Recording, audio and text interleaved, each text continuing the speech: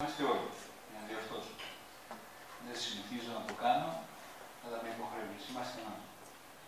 Και θα φανεί γιατί είμαστε όλοι, χωρίς τη συμμετοχή όλων, δεν θα το παίρναμε για δεύτερη φορά. Ο Δήμαρχος το ξέρει καλύτερα.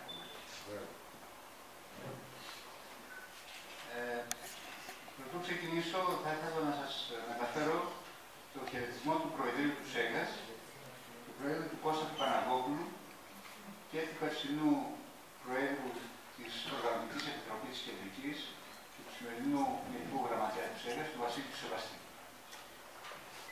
Το Ράγκερ, όπως γνωρίζουμε, είναι ένα νέο πρόγραμμα αγώνων δρόμων, γιατί μας προσφέρεται σήμερα να κάνουμε και ένα μικρό απολογισμό αυτής της προσπάθειας στην περιφέρεια της χώρας και δίνει την ευκαιρία σε όλους τους πολίτες δρομής όλων των ηλικιών, από 6 χρονών έως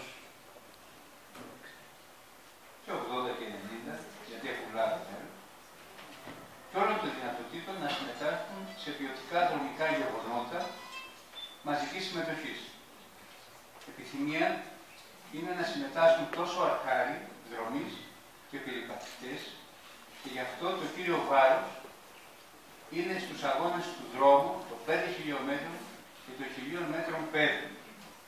Όσο για τους πιο μοιημένους δρομείς θα έλεγα ότι υπάρχουν τα 10 χιλιόμετρα. Και ειδικότερα στην Καστοριά, όπου υπάρχει και ο ημιμαραθώνιος και στόχος μας είναι, και πιστεύω ότι θα τον πετύχουμε, ο ημιμαραθώνιος να γίνει διεθνής. Και γιατί όχι να ξεχωρίσει και από το Ράγκερ αύριο μεθαύριο που θα δούμε.